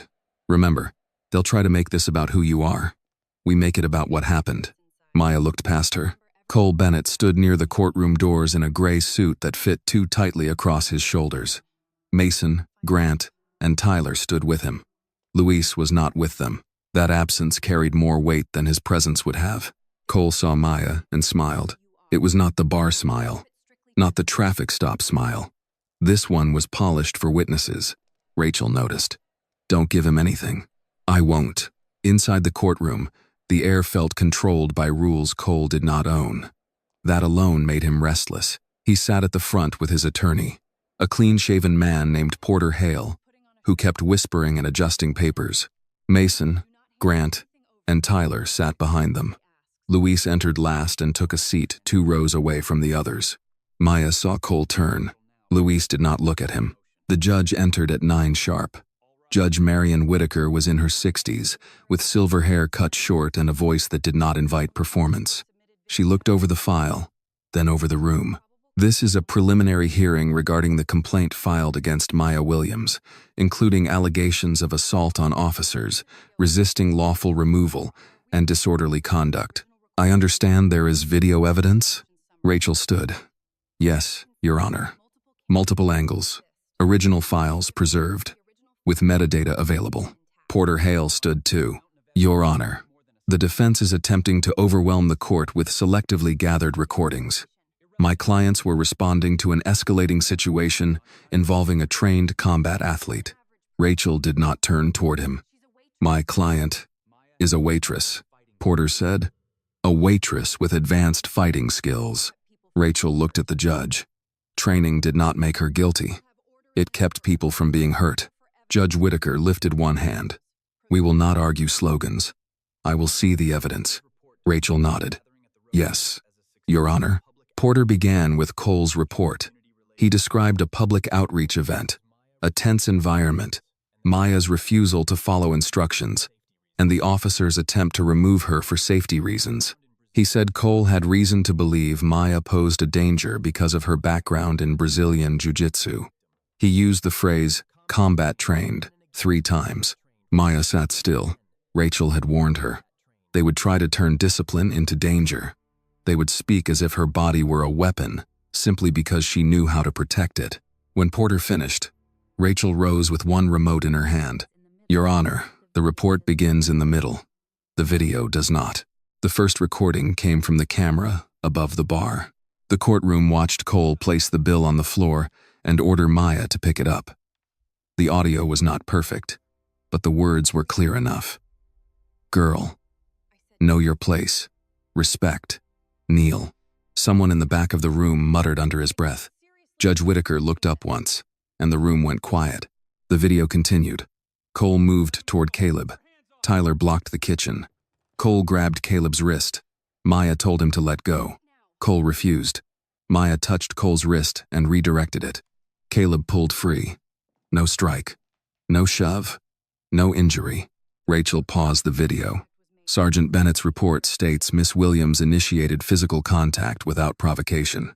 Your Honor, the recording shows Sergeant Bennett holding a 17-year-old employee by the wrist immediately before Miss Williams made contact. Porter stood. She used a joint manipulation technique on an officer, Rachel answered, to make him release a minor. The judge said, Sit down, Mr. Hale. I can see the video. Porter sat. Cole's face tightened. Rachel played the traffic stop next. Cole's voice filled the courtroom. Because I felt like seeing if you still knew the word no. Not yet. But I can fix that. Evelyn's license comes up for renewal soon. And your brother, Noah, well, people with history should be careful. Maya did not look at her mother. Ruth sat behind her. Hands folded so tightly her knuckles had gone pale. Rachel stopped the clip. This stop occurred less than 1 hour after the bar incident. There is no citation, no stated traffic violation, no warning issued, just threats. Porter stood again. Context is missing. Rachel looked at him. Then, I'm sure Sergeant Bennett can provide it under oath. Cole's attorney sat down without calling Cole forward. Then came police appreciation night. Rachel showed the wide angle first. Cole ordering respect. Cole using the second bill. Mason aiming his body camera only toward Maya. Tyler taking Caleb's phone. Caleb being pushed back. Maya raising both hands. I am not resisting. Rachel let the words play once. Then again from the kitchen phone. Then again from the register audio. The courtroom heard it 3 times. I am not resisting. Maya felt the words leave her body all over again. But this time, they did not disappear into a room controlled by Cole. They landed in a court record. The video continued. Cole grabbed Maya's right wrist first. Grant moved in. Mason approached with cuffs. Tyler came from the side. Maya moved through them with controlled technique. Wrist peel, arm drag, shoulder pressure, inside trip, Kimura grip, duck under, seatbelt control, gift wrap, snap down, prone control. Rachel did not name every technique for drama. She named them only when the judge asked what was happening. Is she striking anyone? Judge Whitaker asked. No, Your Honor. Is she using a weapon? No. Is she applying pressure to the neck? No. She is controlling limbs and balance. The judge watched Cole go down in the final prone control and stay there, unable to rise but not injured. Rachel stopped the video after Maya's recorded statement. 5 officers touched me first. I defended myself without throwing one punch. The courtroom stayed silent. Porter stood slowly. Your Honor, again, Miss Williams is highly trained. What appears controlled to an untrained observer can still constitute force against officers. Rachel turned then. Force was already being used against her. Porter said. They were attempting removal. For what lawful reason? She was interfering. With what? With officers conducting duties. Rachel stepped closer to counsel table. They were off duty, in a private business, after one officer took a minor employee's phone. That is not a lawful removal. That is a cover story. Judge Whitaker looked at Porter. Counsel, I will want a specific legal basis for the alleged removal. Porter shuffled papers. We will address that after witness testimony. Rachel nodded. Then I call Luis Carver. The room changed. Cole turned in his chair. Luis stood. He walked to the front without looking at his fellow officers. His face was tense, but his steps were steady. He was sworn in, then sat with both hands resting on his knees. Rachel approached with no papers in her hand.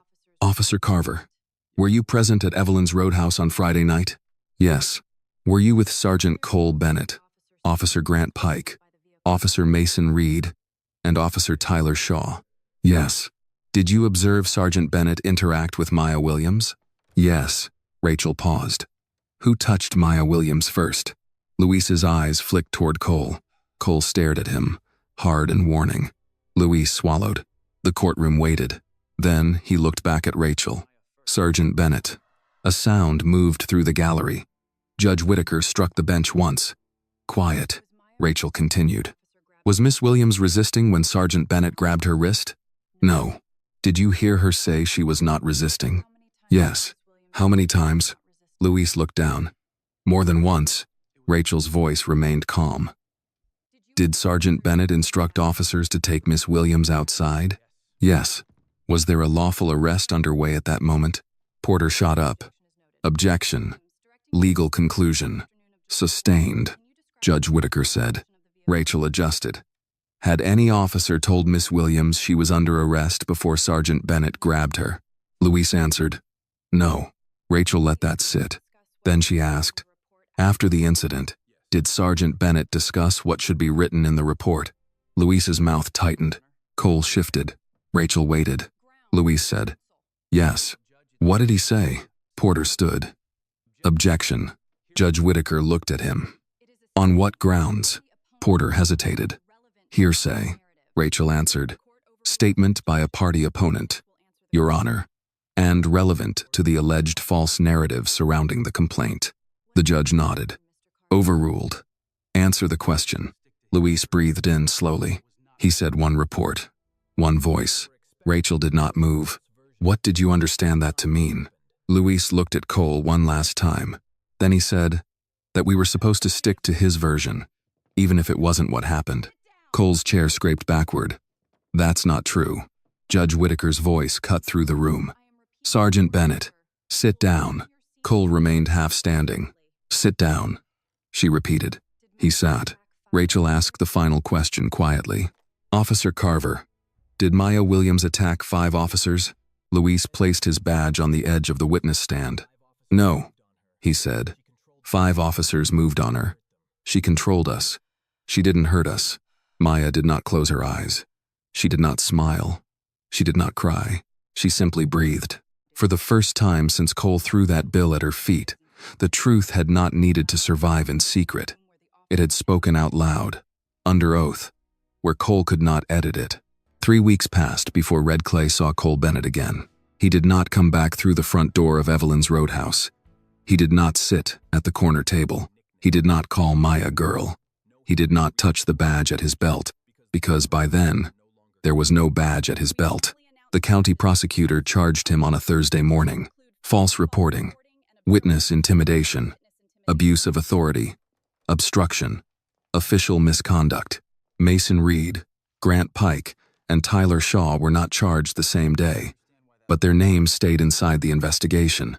Their statements were under review. Their body camera files had been copied.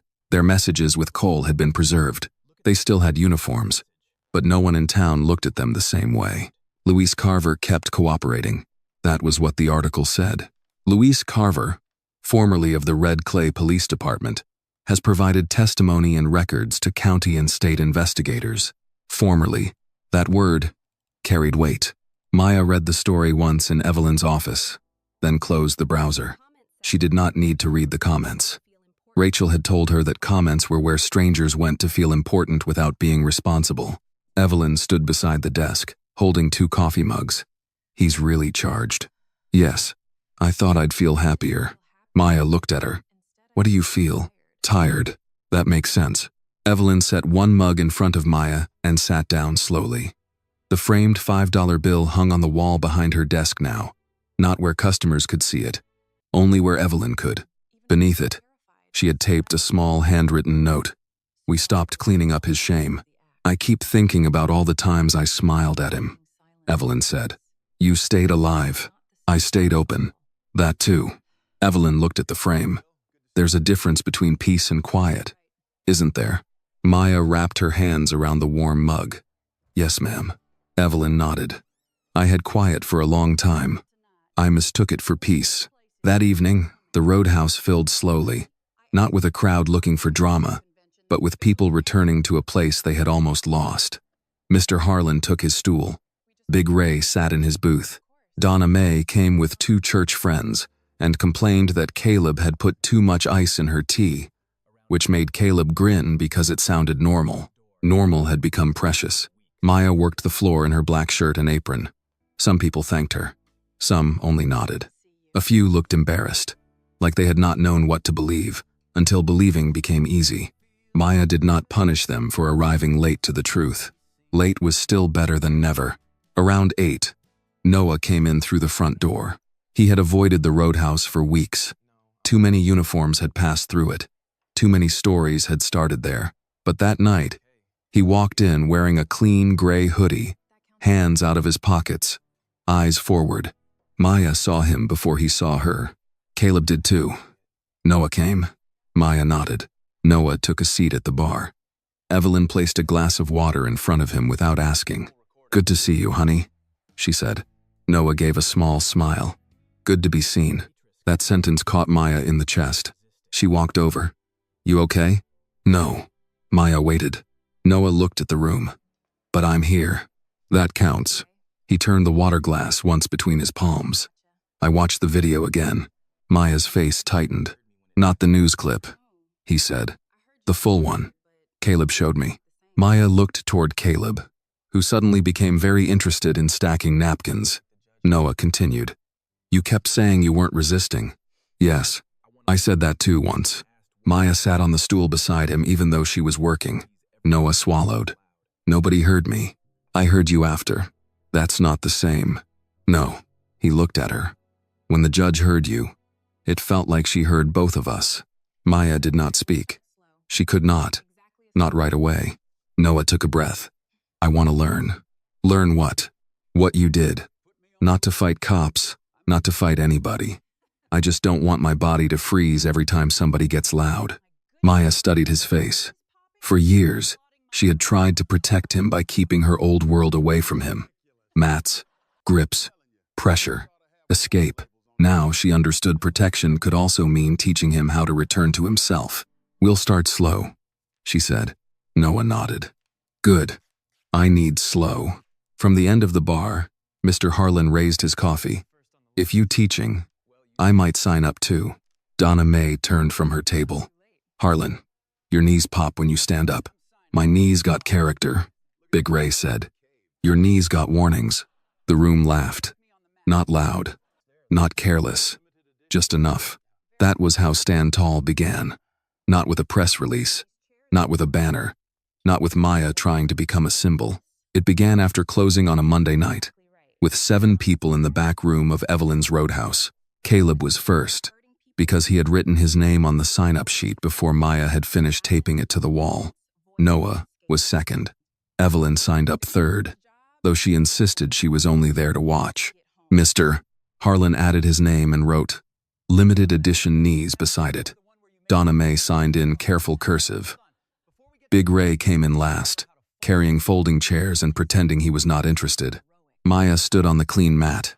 Rachel had helped her order through a veterans community grant. She wore a plain t-shirt and track pants. No medals, no belt display, no speech about being brave. She looked at the small group and said, this class is not about hurting people. It is not about proving you're tough. It is about balance, distance, voice, and escape. Your first job is not to win. Your first job is to get home. Caleb raised his hand. Are we learning the wrist thing? Eventually, Mr. Harlan said. I'd like to learn the thing where you made that big one sit down. Maya looked at him. You're learning how to fall safely. First, he sighed. That sounds less heroic. It keeps hips intact, Donna Mae said. Maya smiled. A real one this time. They began with stance. Feet under hips, hands open, chin level, eyes forward. Maya walked down the line and adjusted shoulders, elbows, and distance. When she reached Noah, he was stiff. Breathe, she said quietly. I am. Not like you're hiding it. He let out a slow breath. Good. For the next hour, no one talked about Cole. No one said the word court. No one mentioned the video. They practiced stepping back, without turning away. They practiced saying, do not touch me, in voices that shook at first and steadied by the 10th try. They practiced freeing a wrist from a simple grip by turning toward the thumb. When Noah broke Maya's grip for the first time, he froze in surprise. Maya released him fully. That's it. He looked at his own hand like it had returned from somewhere far away. Caleb whispered, man, that works, Maya said. Leverage usually does. 2 months later, Stand Tall had a waiting list. Rachel helped file the paperwork to make it a non-profit program. Evelyn donated the back room. A retired school counselor offered to help with youth sessions. A church group provided rides for older women who did not like driving at night. Big Ray spoke to a veterans group. Donna Mae corrected the spelling on every flyer. The slogan came from Evelyn. Strength is not violence. Strength is knowing when not to break. Maya hated it at first because it sounded too much like something people would print on shirts. Then Caleb printed it on shirts. The first time she saw one, she rolled her eyes. The second time, she wore it. Cole Bennett's case moved slowly, the way legal things often did.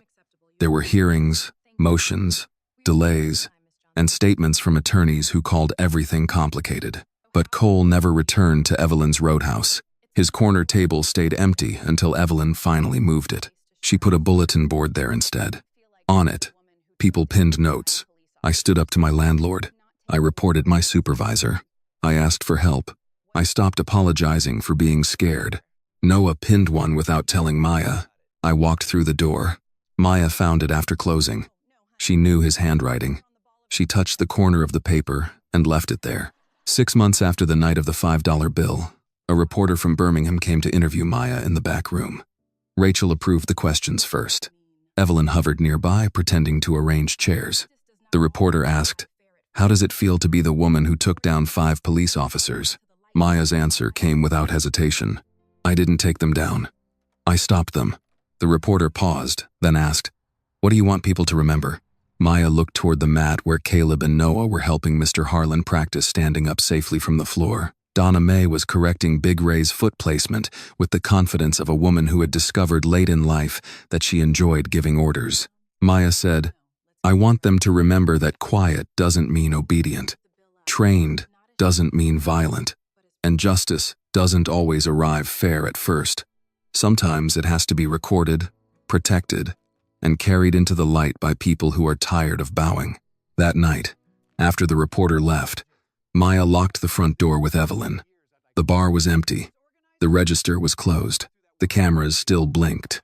Not because they were afraid now, but because they had learned the value of witness. Evelyn looked toward the office. "You want me to take that bill down?" Maya thought about it. "No," she said. "Leave it." "You sure?" "Yes. Not as shame, as proof." Evelyn nodded. Maya stepped outside. Noah waited by her Toyota, hands relaxed at his sides.